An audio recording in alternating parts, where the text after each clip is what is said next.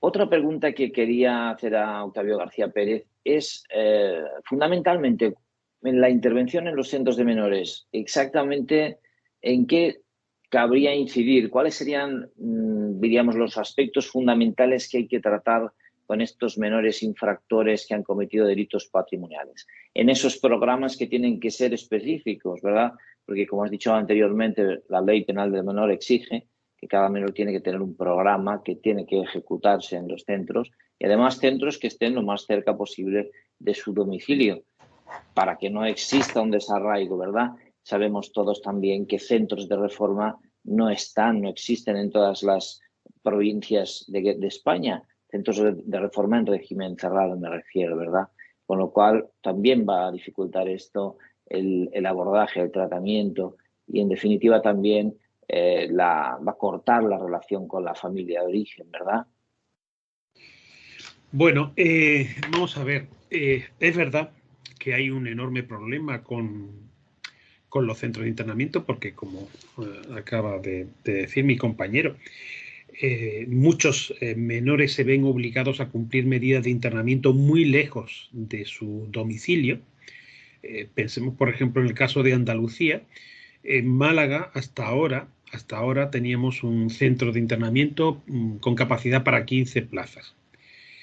Y habitualmente en Málaga anualmente tenemos en torno a 200 menores condenados a medidas privativas de libertad. Los que más suerte tienen cumplen la medida de internamiento en Córdoba y los que menos suerte tienen pues la cumplen en Almería, en tierras de Oria. Que más o menos pues se puede tardar desde Málaga unas 4 horas y pico en ir hasta ese centro de internamiento. Y hay situaciones peores. En tierras de Oria hay menores que proceden de Extremadura, de tal manera que si sus padres desean visitar a esos hijos, pues van a tener que necesitar en coche pues unas 7 u 8 horas para poder llegar hasta el centro de internamiento. Eso en la práctica se traduce en que esos menores pierden los vínculos con su familia y con su entorno social, que es verdad que en algún caso puede ser bueno cuando la familia pues, es la que influye en que el menor cometa el hecho delictivo. En otros casos tiene unas consecuencias terribles porque al final ese menor los únicos vínculos que tiene los tiene con otros menores delincuentes y con nadie más. Otro aspecto a tener en cuenta es el personal que trabaja en los centros. El personal tiene que ser un personal altamente especializado y en algunos centros la verdad es que ese personal no existe. Yo he visto en algún caso de alguna entidad decir que ellos tenían su personal era joven y entusiasta. Es decir, pues se contrata a personas que acaban de terminar su carrera, que no tienen especialización o que no tienen ningún tipo de experiencia de trabajo con este tipo de personas, que son personas complejas. Trabajar con este tipo de menores es complejo. Y tampoco se favorece mucho la vocación. Yo siempre digo, lo primero que tiene que tener un menor cuando entra en un centro de internamiento es, se le tiene que designar un tutor, tiene que haber un educador social que asuma un papel que va más allá de lo puramente educativo, que tiene que ir con lo emocional. Estamos hablando de menores que están separados de su familia y donde el aspecto emocional es esencial. Y en esa medida, siempre le digo a los alumnos que tengo en una titulación dedicada a prepararlos para este tipo de cosas, que este no es un trabajo de 8 a 3 de la tarde, es un trabajo que tiene que ser muy vocacional porque en muchas ocasiones habrá que hacer cosas fuera del horario de trabajo si se quiere hacer bien este trabajo. Luego, por otro lado, hay que tener en cuenta que las cosas funcionen en el centro de internamiento no significa que las cosas vayan a funcionar fuera de los centros de internamiento. Y en esa medida hay que ser consciente de que hay que utilizar mecanismos dirigidos a la generalización de las conductas. Es decir, debemos entrenar a los menores en distintos contextos y ese entrenamiento se tiene que realizar por distintas personas.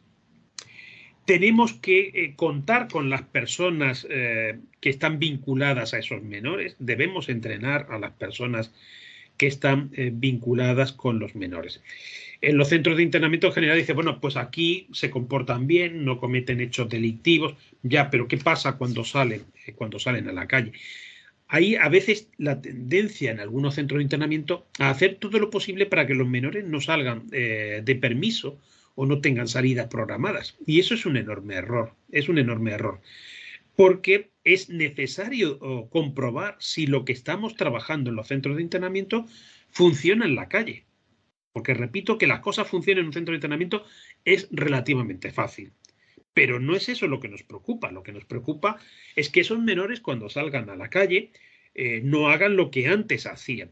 Y eso no lo podemos saber hasta que no los tengamos en la calle. Pero no sería bueno esperar a que hayan terminado la ejecución de la medida. Para eso tenemos los permisos, tenemos las salidas programadas para ir viendo cómo se comportan los menores en esos otros escenarios con otras personas, cómo se comportan ahora cuando salen de permiso a casa de su familia, cómo se comportan esos menores. Si trabajamos bien con las familias nos informan de cómo ha ido ese permiso. Podremos ir retroalimentando nuestro proyecto de intervención para mejorarlo en aquellos aspectos donde veamos que no está funcionando bien. Y luego otro aspecto esencial sería el tema de también de utilizar mecanismos de prevención de las recaídas. Es decir, es fundamental trabajar con los menores para que ellos sepan identificar cuáles son esas situaciones que le han llevado siempre a cometer hechos delictivos. Hay que trabajar con los menores para que aprendan a mejorar sus respuestas frente a esas situaciones límite que les han llevado a cometer hechos delictivos, que sepan detectar incluso ese tipo de situaciones aparentemente inocuas, pero que pueden estar vinculadas o relacionadas con la delincuencia. Entonces, este tipo de aspectos también resulta fundamental. Es decir, tenemos que comprobar cómo se comportan fuera y tenemos que mejorar la respuesta del menor cuando está fuera. Esos son aspectos que, a mi juicio, son fundamentales si queremos que la intervención sea exitosa. Es decir, que tenemos que realizar un seguimiento, ¿verdad?, del menor una vez cumplida la medida. Puede ser perfectamente que la evolución dentro del centro sea correcta, pero si no hay un seguimiento integral del menor y de su entorno, de su familia, de su entorno sociocultural, realmente de poco habrá servido esa medida judicial, ¿verdad? Vemos un panorama, por lo tanto, en los centros de reforma de España, diríamos, no muy alentador, y tampoco vemos que el personal sea el adecuado, ¿verdad? Y menos en estos casos en los que vemos que son menores castigados con la medida más restrictiva de derechos, que es la medida de internamiento en régimen cerrado. Por otra parte, quería preguntarte, ¿verdad? Esto ha cambiado en pocos años, este tipo de delincuencia patrimonial ha cambiado muchísimo. Yo recuerdo la época de los finales de los 70, principios de los 80, hablábamos de aquellos delincuentes de delitos patrimoniales como el torete, el vaquilla, el trompetilla, el fitipaldi, etcétera, ¿verdad?, que generaron incluso un género de cine llamado género kinky de Juan Antonio de la Loma, aquel famoso director de cine, ¿verdad? Aquellos chavales jovencitos que existían, estaban en Barcelona, procedentes del barrio de la Mina, de la Bota, del campo de la Bota, etcétera, se dedicaban a dar tirones de bolsos, se dedicaban a robar coches para pasárselo bien, dar vueltas huyendo incluso de la policía, y resulta que, bueno, constituyeron incluso hasta un tipo de personaje imitado y querido por la juventud de aquel momento, ¿no?, como una especie de referente, aunque fuera negativo. Por otra parte, ¿qué ha pasado? ¿Qué cambios han habido? ¿Cómo son ahora estos jóvenes? Estos ya no pegan los tirones, ya no roban los coches, porque es muy difícil robar un coche hoy en día electrónicamente, ¿verdad? Protegido. ¿Qué es lo que roban? ¿Cómo ha cambiado el tipo de delincuente patrimonial menor en estos tiempos que corremos ahora? Bueno, cuando se analizan las estadísticas, muchos de los delitos patrimoniales se cometen en los centros comerciales. Eh, Se puede tocar todo, se tiene todo a mano.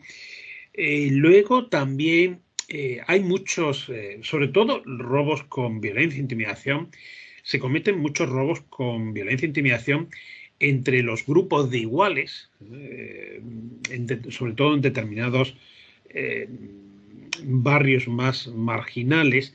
Se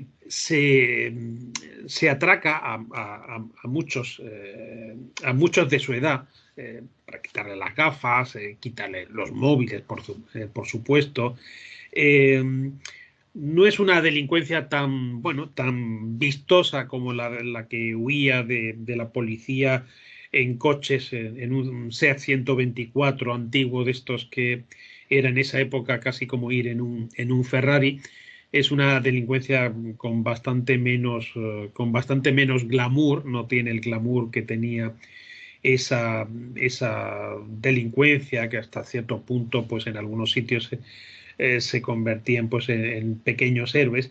Entonces es una delincuencia, yo diría, que es más discreta, pasa más desapercibida, sobre todo porque buena parte de esta delincuencia es una delincuencia afortunadamente no violenta, aunque cuando uno mira las estadísticas judiciales, casi siempre lo que más resalta es la delincuencia violenta, pero no por nada, sino sencillamente porque es que la ley quiere centrarse sobre todo en reincidentes y en la delincuencia violenta. Entonces, digamos, la gente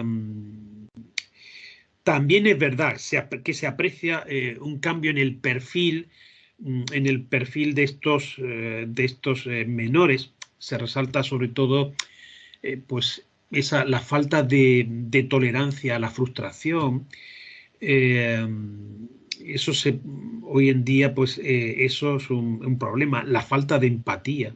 La falta de empatía es otro problema. Es decir, que junto a los factores sociales que siempre han existido y que siguen existiendo, de gente que proceden de barrios muy marginales, luego sí que se aprecia, pues, sobre todo en la personalidad de los responsables de los delitos, este otro tipo de problemas personales. Es decir, que la gente muchas veces es incapaz de ponerse en la piel de otro. eh, pues si quiero un móvil lo voy a tener porque, bueno, si no me lo puedo comprar, pues lo voy a robar. Entonces, sí que es verdad que en el aspecto de los rasgos de la personalidad se observa algunos cambios eh, preocupantes, cuando menos preocupantes, que no sé si tiene que ver también con el hecho de que las familias cada vez dedican menos tiempo a supervisar lo que hacen los hijos. Esa falta de supervisión, de que los menores también en parte pues se tengan que buscar la vida pues, porque los padres están trabajando o no se ocupan. Yo creo que ahí sí que también hay un problema que está vinculado también con el mundo laboral bueno, se incide mucho en la conciliación de la vida familiar y laboral, pero cualquiera que tenga hijos sabe que la conciliación o no existe o es casi imposible si uno no quiere morir en el intento. Entonces, en ese sentido, me da la sensación de que problemas de personalidad, emocionales, de falta de control, ese tipo de cosas quizás estén más presentes que en otras épocas. Efectivamente, ¿verdad? Ha cambiado muchísimo el perfil, ya vemos de los finales de los 70, 80 a los menores infractores que tenemos hoy en día. que se dedican a ir a los centros comerciales, pero también tenemos un problema muy grave y concretamente en la ciudad de Barcelona, ¿verdad?, que es el robo de móviles, teléfonos móviles, y además también con actitudes muy violentas, porque no olvidemos que un móvil rápidamente se va a los 1.000 y pico de euros, ¿verdad? Ya saben ellos qué tipo de móvil es, y está generando en la ciudad de Barcelona, por ejemplo, una cuestión, ya una situación de inseguridad, de una sensación térmica de inseguridad entre la población. La verdad es que las autoridades no saben muy bien cómo atajar esta problemática. Y aquí apuntabas el tema de la falta de control, ¿no?, de autocontrol. Los menores, si los adultos ya es así, los menores lo quieren todo ya, ahora, y lo quieren al momento, y además tiene que ser el móvil de ultimísima generación. Esto está generando esta problemática, por ejemplo, en Barcelona, que seguramente se habrá extendido en otras ciudades. Octavio García Pérez, ¿qué es lo que nos espera en este futuro más inmediato en relación a esta tipología de delincuencia? ¿Qué es lo que se nos viene encima? Pues, bueno, yo creo que lo que se nos viene encima es que cada vez estamos migrando más hacia el mundo digital, que es otro que se daría para un gran seminario. Y eso es lo que hace, me da la sensación de que los móviles traen aparejados otro tipo de problemáticas también, también delictivas. Yo siempre lo digo, mientras a los centros de internamiento sigan llegando menores de barrios marginales, con unas problemáticas de vida terribles, la situación no puede mejorar, puede empeorar, pero no puede mejorar. Yo siempre digo lo mismo, ¿cuántos universitarios hay en prisión? ¿Cuántos universitarios? El mundo de la justicia penal en general y de la justicia juvenil en particular es el mundo de la exclusión. Y el mundo de la exclusión, porque es verdad que a nivel criminológico siempre a mí me encantan los estudios de cifra negra donde se pone de relieve que todos, en general, lo raro no es que un menor cometa un hecho delictivo, sino lo raro es que hay algunos que no lo hagan, que no lo hagan. Es decir, que la inmensa mayoría de los menores en algún momento de su vida van a cometer hechos delictivos. Pero no es eso lo que a mí me preocupa. Lo que a mí me preocupa es que la respuesta cambia y que hay un grupo, y eso es así siempre, hay un grupo que va a estar cometiendo hechos delictivos a lo largo de su vida, que van a seguir una carrera delictiva. El gran desafío que tenemos es el de identificar a ese grupo. Yo tengo la hipótesis de que las carreras delictivas en gran medida están vinculadas a la exclusión social. Porque son muchísimos los menores que cometen hechos delictivos, pero al final hay unos que salen bien parados, la mayoría, y hay otros que terminan en los centros de internamiento. Y esos muchos después van a terminar en las prisiones. Y eso tiene que ver con la protección social. Si dejamos abandonados a su suerte determinados barrios marginales, el problema no se resuelve, no se va a resolver. Si dejamos que un porcentaje considerable de menores que pasan por centros de internamiento vivan en la calle, el que vive en la calle va a cometer hechos delictivos porque de algo tiene que vivir. Por tanto, es fundamental que se haga una labor. El sistema de protección no funciona bien, no, eso es otro hecho, lamentable, pero es así. La privatización de servicios básicos, tan básicos como es la atención a los menores, yo creo que no lleva a nada bueno. ¿Se privatiza para qué? Para ahorrar dinero, y ahorramos siempre dinero con los mismos, para luego gastarnos 80.000 euros en un centro de internamiento de menores. ¿Por qué no nos gastamos ese dinero en intervención social comunitaria? en inundar los barrios marginales con trabajadores sociales, con psicólogos,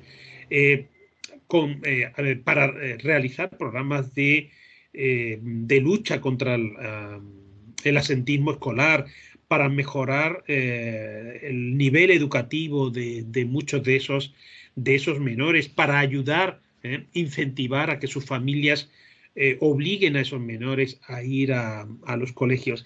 Si no trabajamos con esa cantera, todo lo demás es trabajar, es decir, bueno, se entiende que eso es mucho más caro que luego pagarles.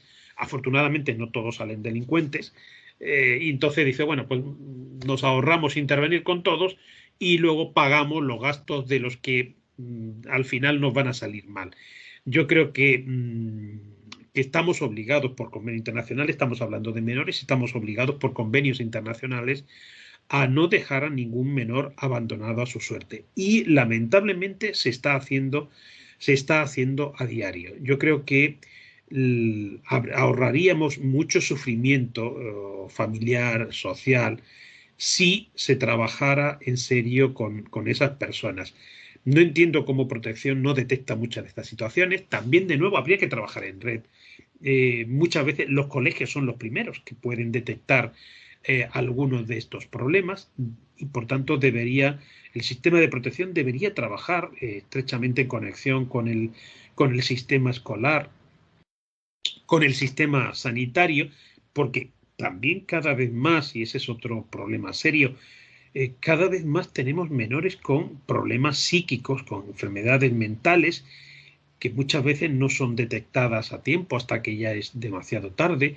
Entonces, digamos, hay sobre todo una cosa que se utiliza mucho en criminología: hay que hacer trabajo de prevención comunitaria. Esa prevención a nivel comunitario es esencial para reducir la incidencia de problemas que cuando ya interviene el sistema de justicia juvenil muchas veces ya es demasiado tarde. Tenemos que trabajar con los menores inmigrantes no acompañados. Son personas que se han jugado la vida para llegar a nuestro país, que vienen solas, pero que tienen muy claro, que vienen con una mentalidad de persona madura, no de nuestros hijos. Son personas que con 13, 14 años han cruzado en una patera el estrecho y vienen para conseguir trabajar y enviar dinero a sus familias. Bueno, ese perfil de menores que van a los centros de protección necesitan un tipo de intervención distinta a las de los chicos españoles que van a los centros de protección, porque ellos necesitan ayudar a sus familias, con lo cual están además demostrando un nivel de madurez terrible, pero claro, el problema es que el sistema no les permite hacer aquello que ellos quieren, y eso muchas veces pues les aboca a escapar de los centros de protección para vivir en la calle, intentar conseguir recursos para enviarlos a sus familias. Entonces, para mí no faltan centros de internamiento, lo que falta es inversiones en prevención. Hay que mejorar el funcionamiento del sistema de protección y hay que trabajar mucho con la intervención comunitaria, especialmente en los barrios más desfavorecidos. Bien, yo para terminar ya me quedaría con esta frase tan potente que nos ha dicho el profesor Octavio García Pérez, que es la que no podemos dejar a ningún menor a su suerte. Y esto ya proviene no solamente de la legislación internacional, europea y nacional, sino que creo que proviene también de la humanidad, ¿verdad? De lo que es lo que tiene que ser el comportamiento prosocial de una sociedad que a estos chavales que cometen estos delitos de carácter patrimonial no se les puede dejar a su suerte, porque en su mayoría, como ha explicado de forma muy clara y brillante el profesor, proceden de un extracto social muy complejo, una realidad muy desgarradora, ¿verdad? Y cuando acuden a nuestra ayuda, a lo que sería el sistema de protección o reforma, pues se encuentran una serie de carencias que hemos podido escuchar aquí muy, muy importantes. Estimado Octavio García Pérez, una vez más, muchísimas gracias por haber estado con nosotros en el día de hoy. Ha sido un auténtico placer y espero poder tenerte nuevamente en otra clase magistral y escucharte y aprender como siempre, no solamente mis alumnos, sino yo también como también alumno y profesor y compañero. Muchísimas gracias, un auténtico placer. Muchísimas gracias a vosotros.